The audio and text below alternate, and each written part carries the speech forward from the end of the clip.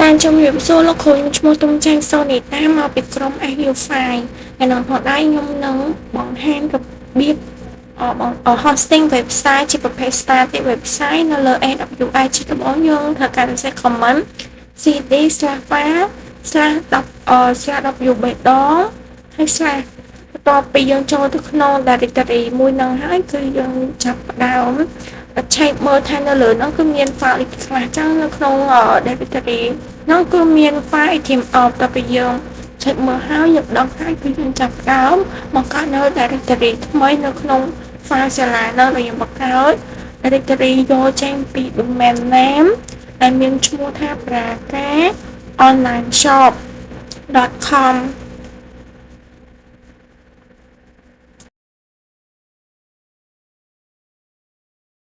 ចាគឺយើងចាប់ផ្ដើម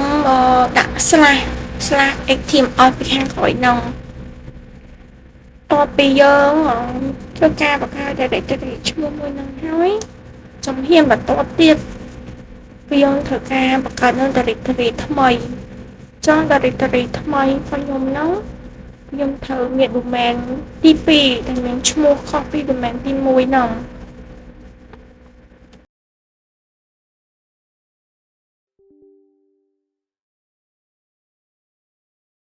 ចាចូលដល់បង្កើត directory ទី2នោះយើងត្រូវ set command ដូចខាងលើដែរតែយើងត្រូវដូរ domain name ខ្ញុំដាក់ domain name ទុំចាញ់ sonita.store ហើយខ្ញុំទៅសេ/ខាងក្រោយ HTML ដែរ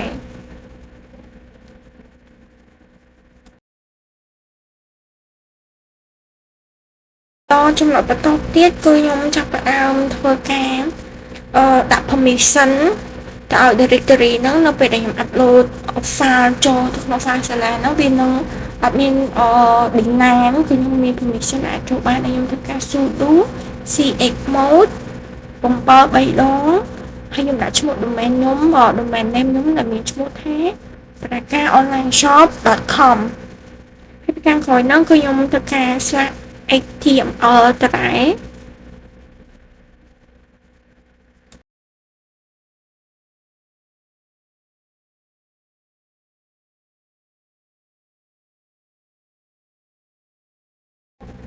ចូលទៅដល់យើងដាក់ permission ទី2គឺយើងដាក់ permission ឲ្យទៅ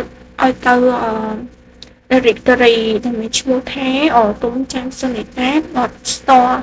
ហើយយើងធ្វើឲ្យដាក់/html ដែរ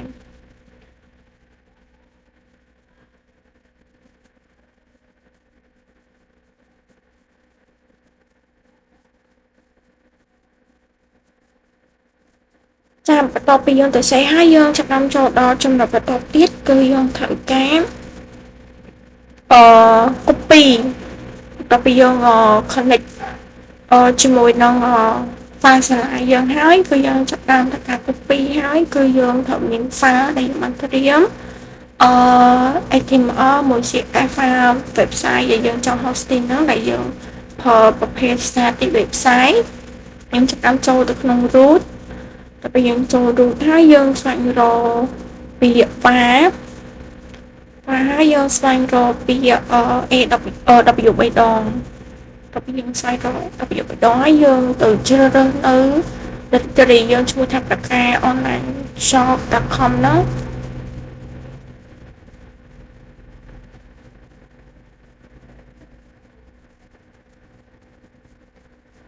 ពេលយើង double click ហើយយើងចាប់តាមត្រូវទៅរកមើល file ណាដែលយើងចង់ដាក់វានៅក្នុងdirectory ឈ្មោះហ្នឹងគឺយើងត្រូវតែទៅរកមើលសិនចឹងខ្ញុំដាក់វានៅក្នុងHTML ខ្ញុំបានបង្កើត directory តពី prakaonlineshop.com ហ្នឹងគឺឈ្មោះ HTML ខ្ញុំក៏ folder ហ្នឹងហើយគឺយើងចូលទៅ copy នៅ static website ខ្ញុំដែលខ្ញុំបានបង្កើតហើយខ្ញុំទៅសេជាខ្ញុំទៅសេនៅក្នុង HTML បូកជាមួយនឹង CSS ខ្ញុំ copy វាខ្ញុំដាក់វាចូលខាងវាចូលទៅ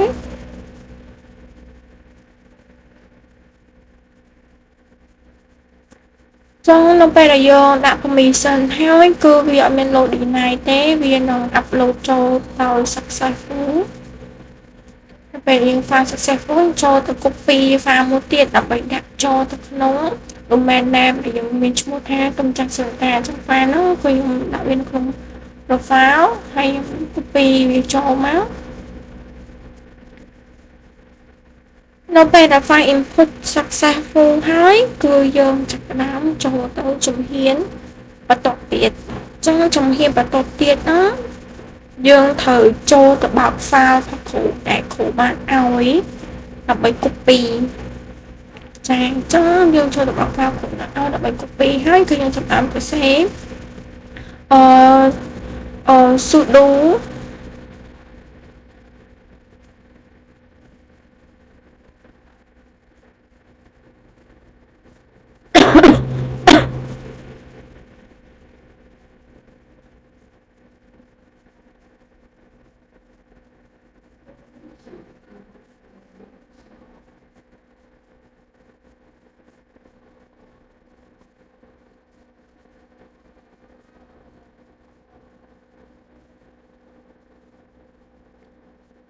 ហើយគឺខ្ញុំចាប់ផ្ដើមទៅទៅសេ copy ហើយគឺខ្ញុំ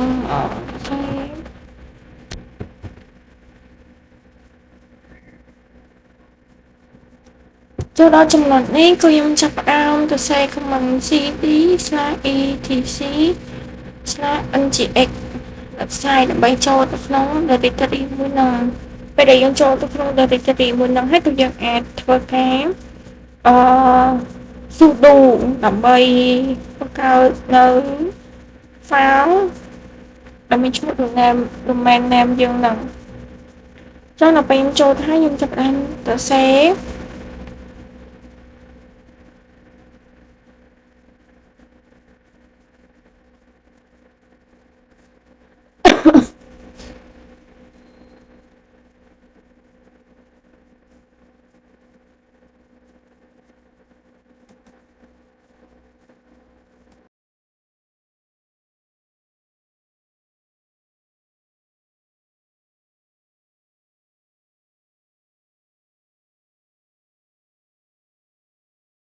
ចូលដល់ចំណុចនេះខ្ញុំចាប់ផ្ដើមទៅ share command sudo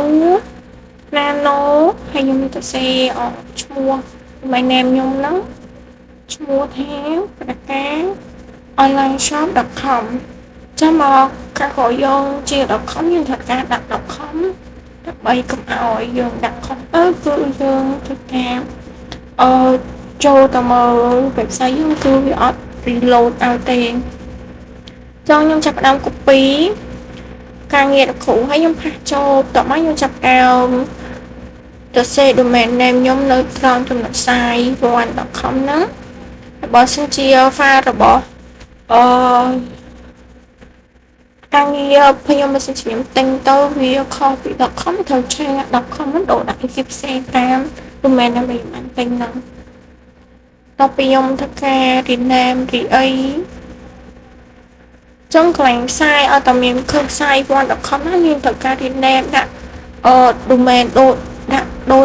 ទៅនឹង domain ដែលយើងបានទិញហ្នឹង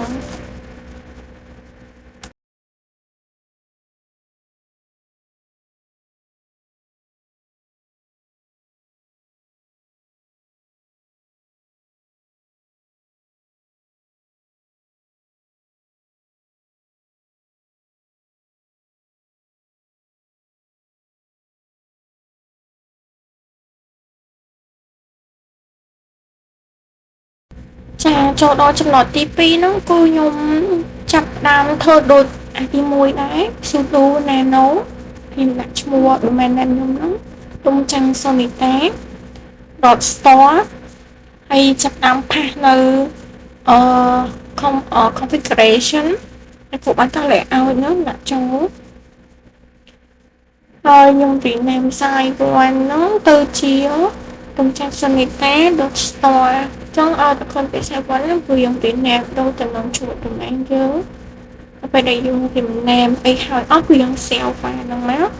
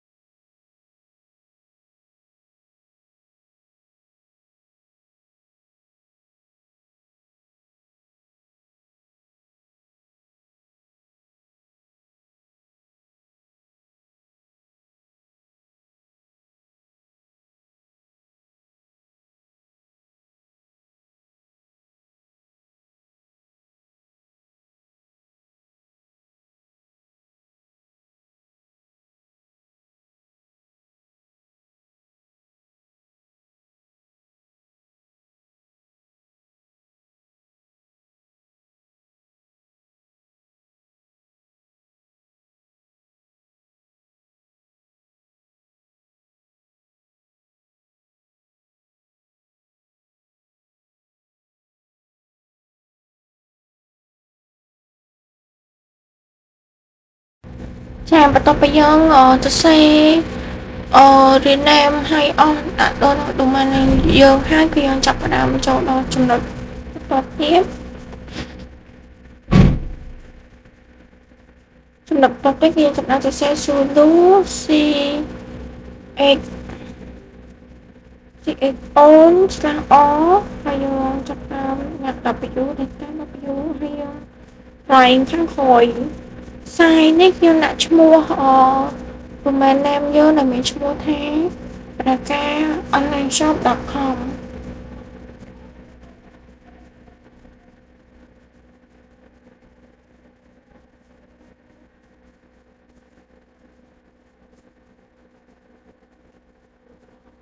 ចង់ឲ្យ website យើងទាំងអស់មាន2ចា៎យើងត្រូវការធ្វើវា2ដង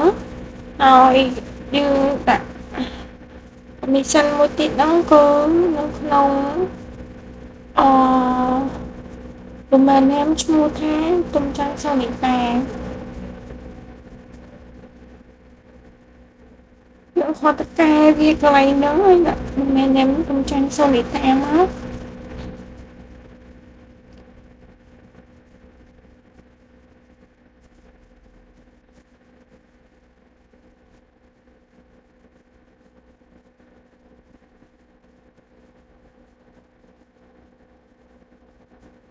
ចូលដល់ចំណុចបន្តមួយទៀតគឺខ្ញុំចាប់ផ្ដើម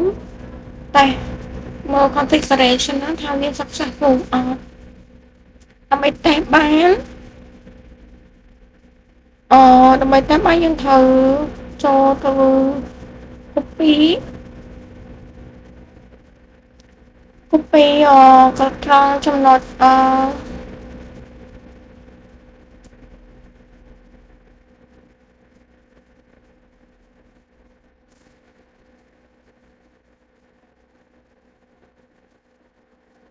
យើងដាក់កន្លែងហ្នឹងដើម្បីឲ្យ website យើង enable អញ្ចឹងដល់ពេលយើងដាក់ទៅវាថា access គឺយើងនឹងអាចបើកវាចេញនៅលើ browser បាននៅកន្លែងហ្នឹង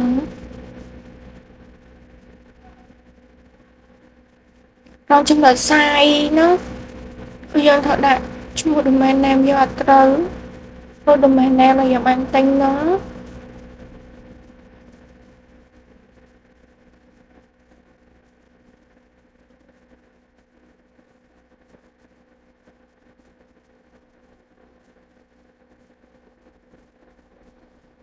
ចង់ domain name ខ្ញុំមាន2ខ្ញុំត្រូវការធ្វើវាចំនួន2ដងដោយដូរដាក់ទុំច័ន្ទសូនីតា .store វិញ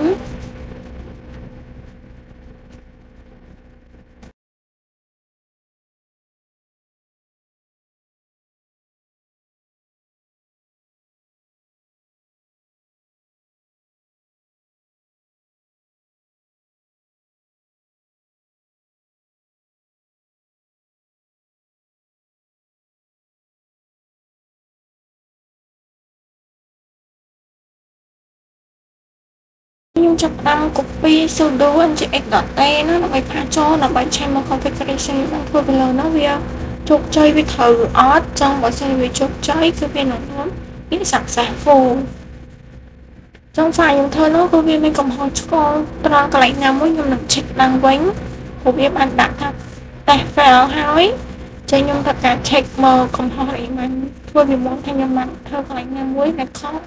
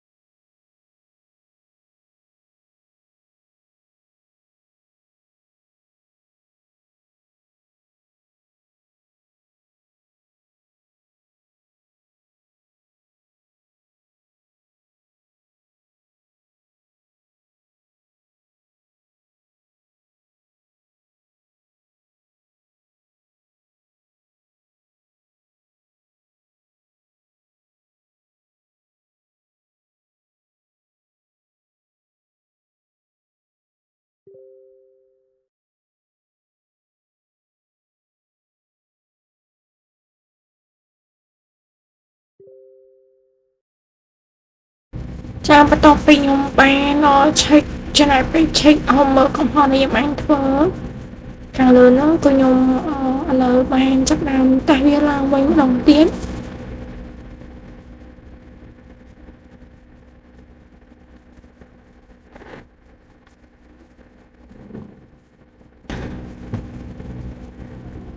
ចាបន្ទាប់ខ្ញុំបានឆែកមកកំហុស error ហើយឥឡូវគឺវា successful ហើយបើសិនជាវា successful អញ្ចឹងគឺយើងអាចចាប់ផ្ដើមចូលដល់ចំណុចបន្ទាប់យើងចាប់ផ្ដើមចូល route A route 53នៅពេលយើងចូលទៅ route A53 ហើយយើងត្រូវ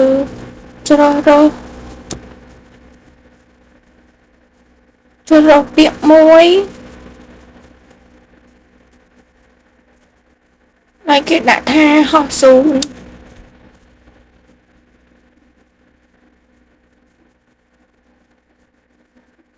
ចង់ខ្ញុំចាប់ផ្ដើម create ហោះស៊ូនយើងមកកន្លែង example ហ្នឹងគឺខ្ញុំដាក់ឈ្មោះ praka online shop.com ដូរទៅនឹង domain name ដែលខ្ញុំបានប្រើប្រាស់នៅពេលដែលខ្ញុំសរសេរហើយហ្នឹងគឺកន្លែងហ្នឹងគឺយកមានត្រូវការ config អីច្រើនទៀតទេពេលយើងចូលទៅ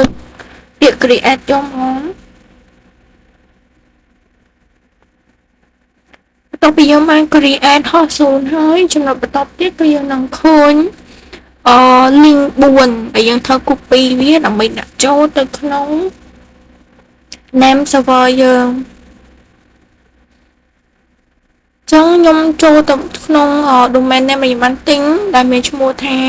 name chip នោះខ្ញុំចាប់តាមចូលទៅក្នុង name server ដាក់ពាក្យថា name server ហើយកន្លែងនេះចូលឲ្យ custom DNS មកទៀតខ្ញុំចាប់តាម copy ផាសវាម្ដងមួយឲ្យបានទាំងអស់4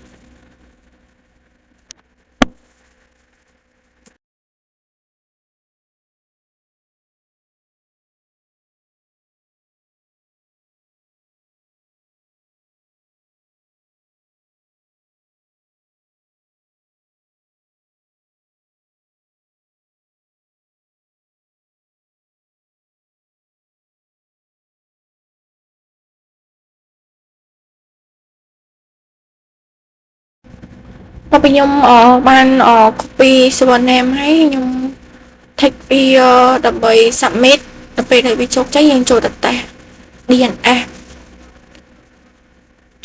check call តែនឹងចង់ដឹងថា domain name យើងនោះវាដើរអត់ខ្ញុំចង់ដឹងថា DNS យើងដើរអត់ចឹងដល់ពេលយើង check ឃើញសញ្ញាគ្រីសពុកបេតងនោះមានន័យថា DNS យើងគឺដំណើរការហើយអញ្ចឹង website យើងហ្នឹងគឺដំណើរការហើយ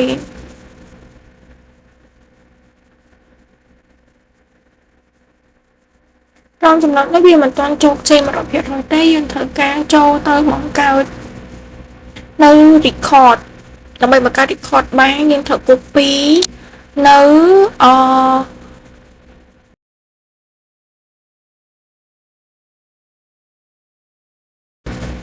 ត្រង់ចំណុចនេះនៅពេលដែលយើង copy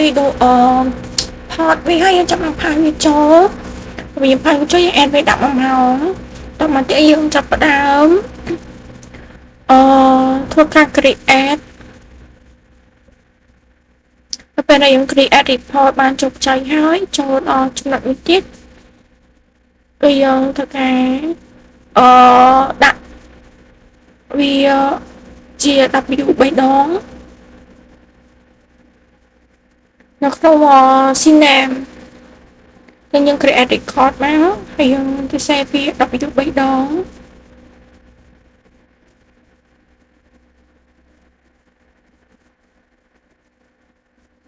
ហើយយើងដូរដាក់ Synapse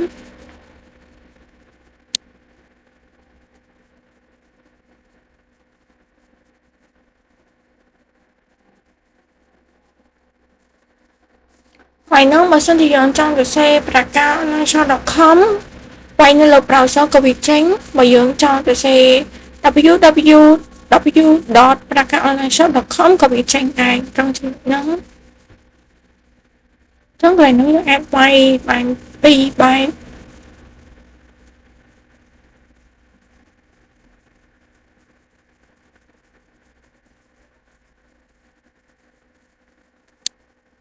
ចាំបន្ទាប់ពីយើង create report ហើយយើងចូលទៅ check នៅក្នុង DNS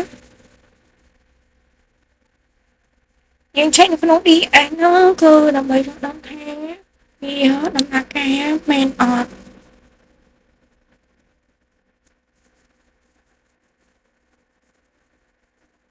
ចង់វា load សញ្ញាគ្រីសហើយដល់ពេលវា load សញ្ញាគ្រីសហើយគឺយើងអាច check មក website យើងហ្នឹងថាវាដំណើរការមែនអត់ខ្ញុំវាយ prakaonlineshop.com ណា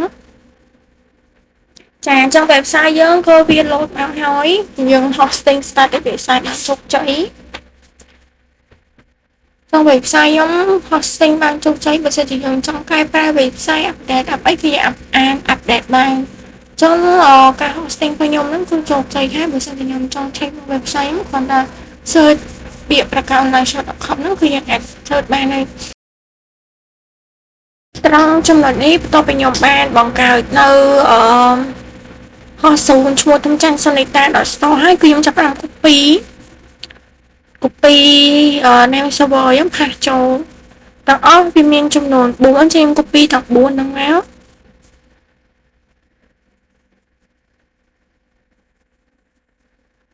ចូលដល់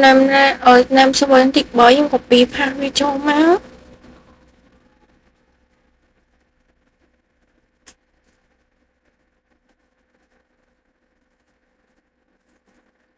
នៅពេលដែលយើង copy ហើយយើងចុចសញ្ញាគ្រីនៅខាងស្ដាំចឹងពេលយើងចុចសញ្ញាគ្រីហើយចុច domain name យើងហ្នឹងគឺវាបានហោះហើយគឺវាស្គាល់គ្នាមួយ DNS ចឹងដើម្បីកន្លែងហ្នឹងគឺយើងត្រូវការ check DNS ថាវាពិតជាជោគជ័យមែនអត់យើងត្រូវការចូលទៅកាន់DNS checker ចាត្រង់ចំណុចនេះនៅពេលដែលខ្ញុំបាន check មើលថាវាគ្រីជោគជ័យហើយគឺយើងចាប់ផ្ដើម copy port យើង copy port ដើម្បីបង្កើតនៅ record ពេល add record មកយើង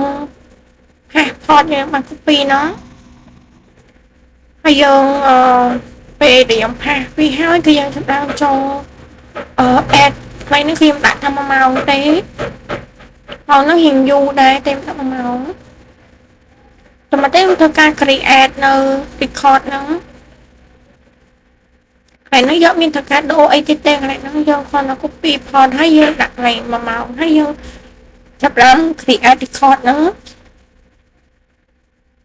នៅពេលដែល record គេជោគជ័យហើយគឺយើងអាច copy នៅយើងចាប់ផ្ដើម create នៅ record មួយទៀតឲ្យយើងដាក់ w 3ដង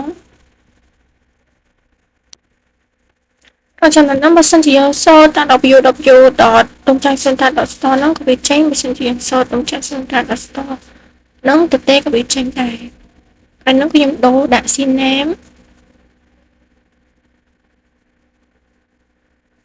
ខ្ញុំដូរដាក់ CNAME ហើយខ្ញុំចាប់តាម create ដល់ពេលយើងចុចពាក្យ create record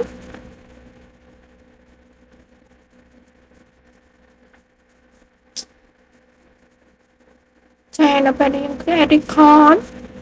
បានជោគជ័យហើយគឺយើងចូលទៅ check មើល DNS checker ហ្នឹងថាវាពិតជាដំណើរការអត់